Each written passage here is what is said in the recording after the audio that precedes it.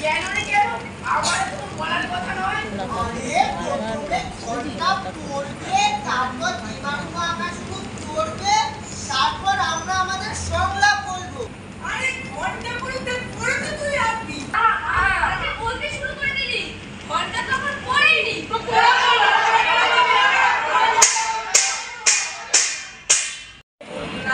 এক যে ছিল বিদ্যাসাগর বুদ্ধি শুদ্ধি কই, এক যে ছিল বিদ্যাসাগর বুদ্ধি শুদ্ধি কই, লিখেই চলে শিশু পাঠ্য বই, লিখেই চলে শিশু পাঠ্য বই। হুমনা রে হুমনা, হুমনা রে হুমনা, হুমনা রে হুমনা। সাহেব মেয়েদের জন্য নতুন স্কুল বাড়ি তৈরি করেছে। তা আপনাদের বাড়ির মেয়েকে পাঠান সেই স্কুলে? আচ্ছা ব্যাগটাতে লোক তো মশাই পড়াশোনা শিখলে না বিধবা হবে, জান এখান থেকে।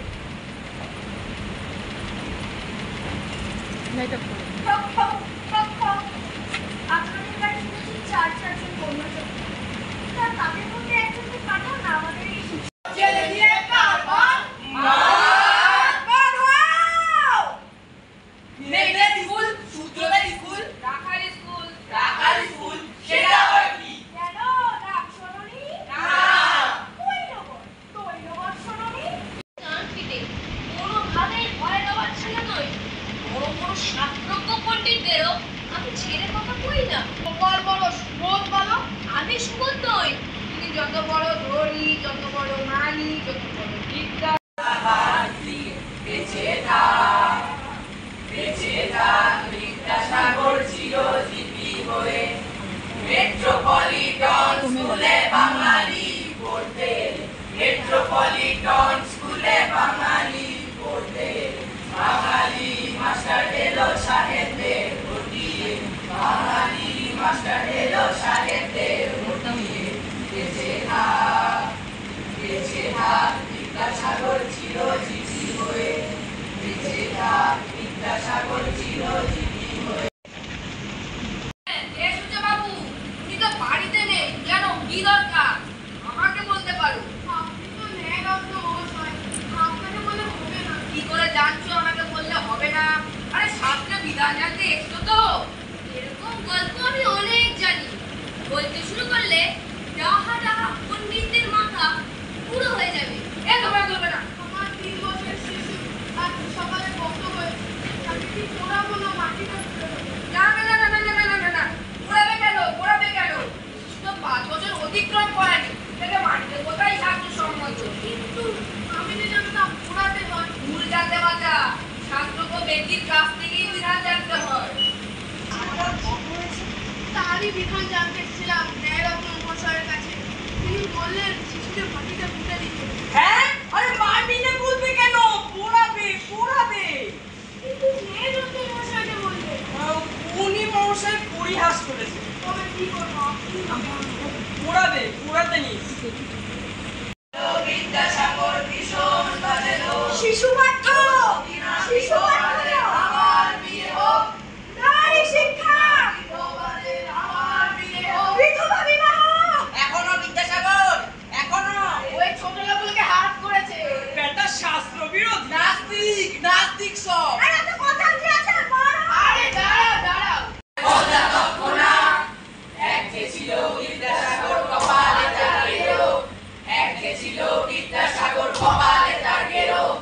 ওষুধ দিয়ে বাঁচায় কিনা গরিব পূর্বদেরও, ওষুধ দিয়ে বাঁচায় কিনা গরিব পূর্বদেরও। এক যে ছিল বিদ্যাসাগর মগজটাকি ফাঁকা, এক যে ছিল বিদ্যাসাগর মগজটাকি ফাঁকা। যে যেখানে বিপন্ন তার জোগানো চাই টাকা, যে যেখানে বিপন্ন তার জোগানো চাই টাকা, যে যেখানে বিপন্ন তার জোগানো চাই টাকা। বেঁচে থাক বিদ্যাসাগর, বেঁচে থাক।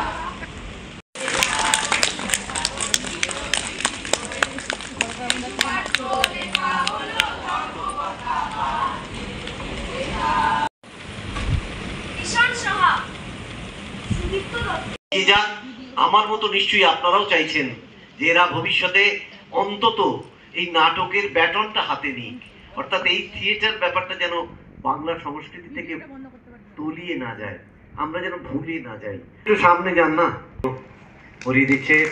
আমাদের সদস্য অরিন্দম বন্দ্যোপাধ্যায়। এবার পুষ্পস্তবক, তারপর স্মারক, কালিন্দী নাট্য সৃজনের স্মারক, আর এরপরে সামান্য মিষ্টান্ন। আমাদের স্কুলকে, হরদোয়ালনাগ আদর্শ বিদ্যালয়ের প্রতিটি ছাত্রছাত্রীকে, অভিনেতাদের সবাইকে এবং শিক্ষকদের আন্তরিক তৃতীয় শুভেচ্ছা ও ধন্যবাদ আজকের আমাদের এই আমন্ত্রণে আসার জন্যে। গল্পগাথায় নাট্যমেলা 2024 প্রথম পর্যায়ে আমরা এখানে করছি, তপন থিয়েটারে।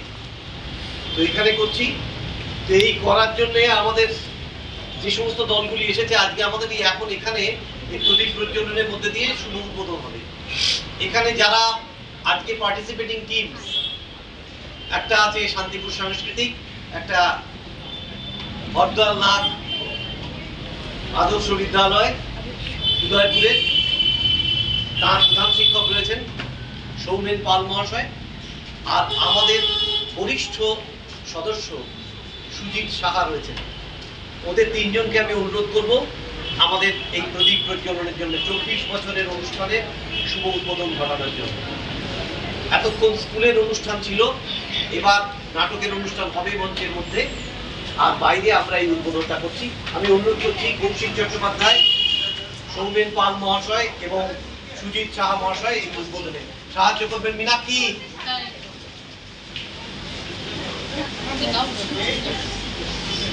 ধরুন তিনজনে সবাই সবাই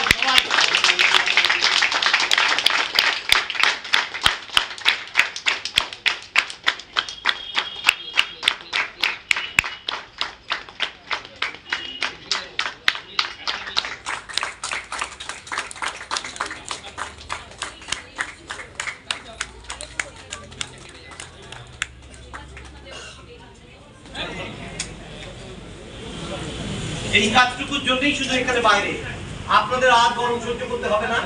আপনাদের অনুরোধ করবো মঞ্চে গিয়ে আসুন, চাকরির মধ্যে গিয়ে আসুন, গ্রহণ করুন। আমরা পরবর্তী অনুষ্ঠান এবার আমি যেটা করবো, তোমাদের কাছে যাবো, ওই যেটা বলে দিলাম তোমাদেরকে বললাম, তোমরা একটু বন্ধুদেরকে বললাম অসুবিধা নেই, তুমি একই কথা ও বলেছে, তুমি রেডি?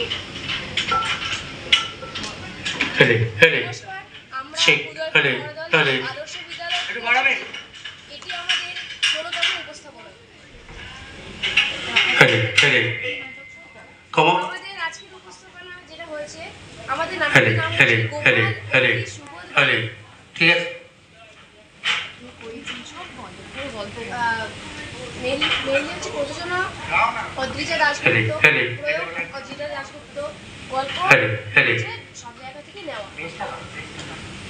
এবার তোমরা তোমাদের এক্সপিরিয়েন্সগুলো আমি যখন, এটা আমার সেকেন্ড নাটক, ফার্স্ট নাটকটা এটা একটা শো হয়েছিল, কিন্তু এই নাটকটা আমি অনেক ঘুরতে পেয়েছি, যেমন আমরা বর্ডারের কাছেও গেছিলাম। দ্বিতীয়ত এখানে আমরা অনেক লোকের সঙ্গে আলাপ দেখা হচ্ছে, অনেক বড় বড় অ্যাক্টরের সঙ্গে আমরা দেখা সাক্ষাৎ করতে পারছি। এই এক্সপিরিয়েন্সটা আমি চেয়েছিলাম যে নাটকে আমার ভালো লাগে। ব্যাস।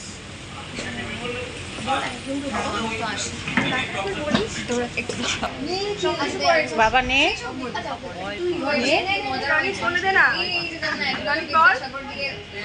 বাবা নে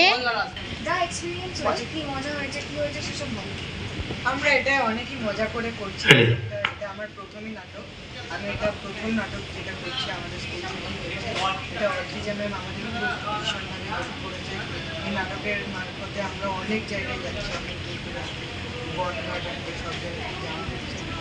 তখন থিয়েটারে আমরা এইটা সেকেন্ড নাটক করলাম, দ্বিতীয়বার নাটক হলো এটা। সেকেন্ড নাটক, এই নাটক এটা আমার সেকেন্ড নাটক। তো এই নাটকে আমি ভীষণভাবে স্যারেদের এবং স্টুডেন্টদের তো অবশ্যই সকলের সহযোগিতা এবং আনন্দভাবে এটা করেছি, এনজয় করেছি, প্রচুর এনজয় করছি। এবং আমাদের এখানে প্রচুর জায়গা, যেমন সন্দেশখালী সব জায়গাতেই হয়েছে।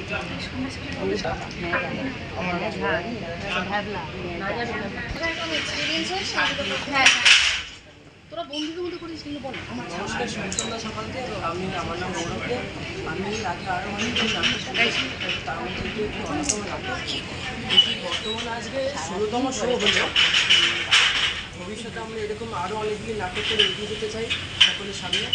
এবং এই নাটকটি একসময় এরকম হয়েছিল যে আমরা 7 দিন ধরে, এটা প্রথম শো তখন 7 দিন অর্থাৎ 1 সপ্তাহ ধরে এটা রিহার্সাল করে আমরা এই নাটকটা প্রথম করেছিলাম তখন থেকে। আজকে অর্থাৎ 16/4/2024 আমরা আজকে তখন থেকে এটা সেকেন্ড শো করলাম।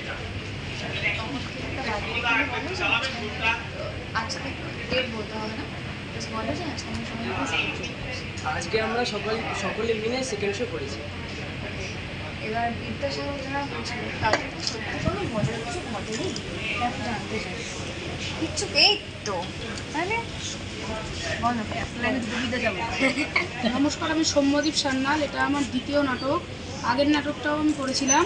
এই নাটকে প্রথমে আমি তো ভেবেছিলাম যে এত বিদ্যাসাগর কেন, এই একটা নাটকের মধ্যে এত বিদ্যাসাগর কেন। প্রথমে 1 সপ্তাহ ধরে রিহার্সাল হয়েছিল। তারপরে প্রথমে রিহার্সাল করার সময় এতবার রিহার্সাল হতো আমার পুরো পা ব্যথা হয়ে গিয়েছিল। পরবর্তীকালে বুঝতে পারলাম যে পা ব্যথার করতেই আসল সাফল্যটা লুকিয়ে আছে। আর তোমার সঙ্গে আরো যারা বিদ্যাসাগর ছিল তারা তো একটু কাছে চলে শোনাও। এই তলাটি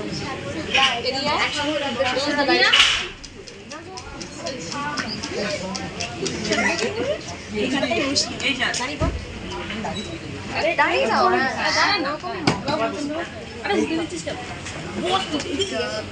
একসাথে হয়ে তোমরা বলো তোমাদের কি মজা আমাকে দিন এখন দেখাতে হবে। কারণ একটা নাটকে 4টে বিদ্যাসাগর, এটা তো ভাবতেই পারো না। তো এও দেখছো ও দেখছো, কি মনে হলো? একসঙ্গে একদম বলো, কোনো চিন্তা নেই। আসলে ব্যাপারটা হচ্ছে প্রথমবার আমি ভেবেছিলাম একখানা নাটকে একখানা বিদ্যাসাগর হবে, তাহলে একবারে এই আসলো, ঠিক আছে মানা যায় হয়তো অন্য কোনো কিছু। তারপর আরেকজন আসলো 4জন। প্রথমে তো আমার মাথায় গোজামিল পাকিয়ে গেছিলো। তারপর বুঝতে পারলাম আচ্ছা এটা প্রত্যেকটা ধাপে ধাপে এক একটা বিদ্যাসাগর হিসাবে দেখানো হচ্ছে। তোমরা কি ভেবেছিলে পিছনে? হ্যাঁ, আমরা ভাবিনি যে এরকম হবে, যে 4টে বিদ্যাসাগর আলাদা আলাদা স্টেপে হবে। তা আমি প্রথমে ভেবেছিলাম ওই একা বিদ্যাসাগর, তারপর দেখলাম আমিও একবার বিদ্যাসাগর হলাম, তারপর ও একবার বিদ্যাসাগর হলো, ও একবার বিদ্যাসাগর, সবাই বিদ্যাসাগর। আর তুই কি বলছিল? আর আমি এরকম নাটক কখনো দেখিনি, আমি নাটক বেশি দেখিনি। আমি দেখেছিলাম একটা নাটকে একটা চরিত্র একবারই থাকে, কিন্তু এতজনে একটা চরিত্র এতবার করে করা এটা আমার প্রথম এরকম অভিজ্ঞতা। আর এমনকি এই নাটকটার মধ্যে ঠিকই দাদা যা বললো ঠিকই, প্রথমে একটা নাটকে একটা ধাপে একবার বিদ্যাসাগর, পরের ধাপে এরকম বিদ্যাসাগর। প্রথমে এটা বুঝতে পারলাম না একজনই বিদ্যাসাগর হতো। এবার ভাবলাম যে এত বিদ্যাসাগর এতবার করে আসছে কেন। তোমাকে কে বকেছে এটা বলো? কে বকেছে তোমায় বলো, আমার নামটা শুধু কে বকেছে? সবাই এখন কে বকেছে? এখন আমি, মানে এত সিরিয়াস হয়ে কথা বলছি। কেন তোমাকে আসতে বলছে, আমি জোরেই বলছি। আচ্ছা ঠিক আছে, দেখো প্রথমে সবার ওরকম অনেক কিছু ভুল ত্রুটি হয়। আমরাও অনেক ভুল ত্রুটি থেকে শিখতে যাচ্ছি। শেখার তো কোনো শেষ নেই। মানে শেখা ব্যাপারটা এমন, এটা কোনো কিছু রেজাল্ট নয়, শিখলাম সেটা একটা ফল হলো এরকম ব্যাপার না। সেটা না লাইফ লং। ওইটা না, আমরা রিহার্সালে জোরে জোরে করি, একতলা পর্যন্ত আওয়াজ যায়, এখানে আওয়াজ আসে। সেটা এখন হতেই পারে, এত লোক দেখেছে, প্রথম প্রথম করছে। ওই জন্যই ও ভয় পেয়ে গেছে। তো চশমা কোথায়? আর ভয় পাবে না, এবার তো বুঝে গেছে।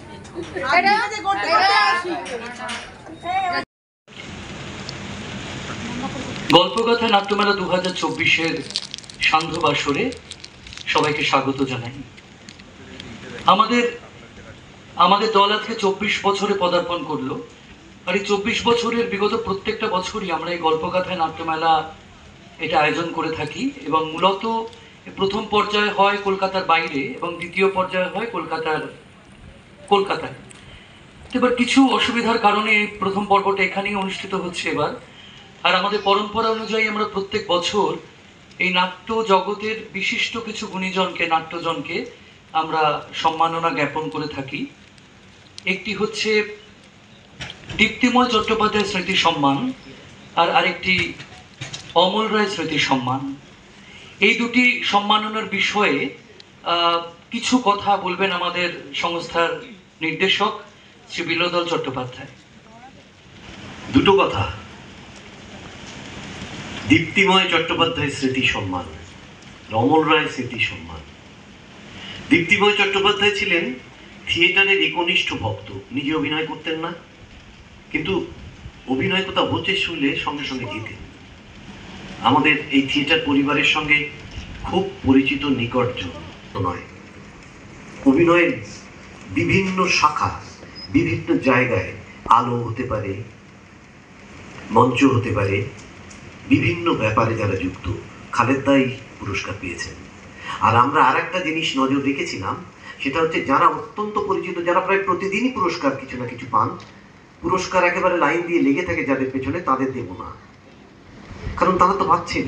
আমরা সেই সব মানুষকেই, আমাদের প্রাণের মানুষ, আমাদের কাছের মানুষ, এবং যারা তুলনামূলকভাবে পুরস্কারটা খুব একটা বেশি আগ্রহী নন, তেমন মানুষকেই বরবাদ দিয়েছি। এবছরে সেই পুরস্কার দেওয়ার জন্য আমরা দেখেছি। আর অমল রায় স্মৃতি সম্মান, অমল রায় মারা যাওয়ার পর থেকে আমরা দিয়ে এসেছি। আর আমাদের বিশেষত্ব হচ্ছে আমরা পরিবারের লোকজন ছাড়া দিই না। আমাদের এই নাট্য পরিবারের দীপ্তিময় স্মৃতি সম্মান আমাদের এই নাট্য পরিবারের একজন মীনাক্ষী মুখোপাধ্যায়, তিনি তুলে দেবেন। আর অমল রায় স্মৃতি সম্মানটা তুলে দেবেন অমল রায়ের স্ত্রী এখানে রয়েছেন বন্দনাদি, তিনি তুলে দেবেন। এই সময়কার একজন বিশিষ্ট নাট্যজন, নাট্যকার, শিক্ষক, নির্দেশক এবং অভিনেতা শান্তিপুর সাংস্কৃতিক চক্রের শ্রী কৌশিক চট্টোপাধ্যায়।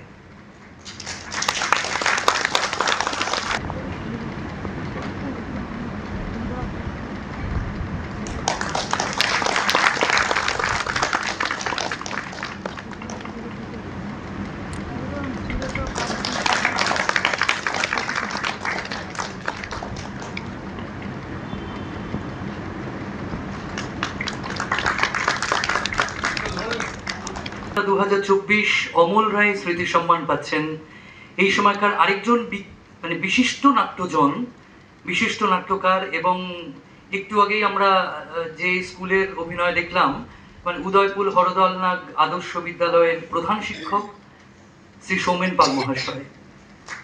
তার হাতে সম্মাননা তুলে দিচ্ছেন অমল রায়ের স্ত্রী বন্দনাদি, সাহায্য করছেন আমাদের দলের শর্মিষ্ঠা বসু।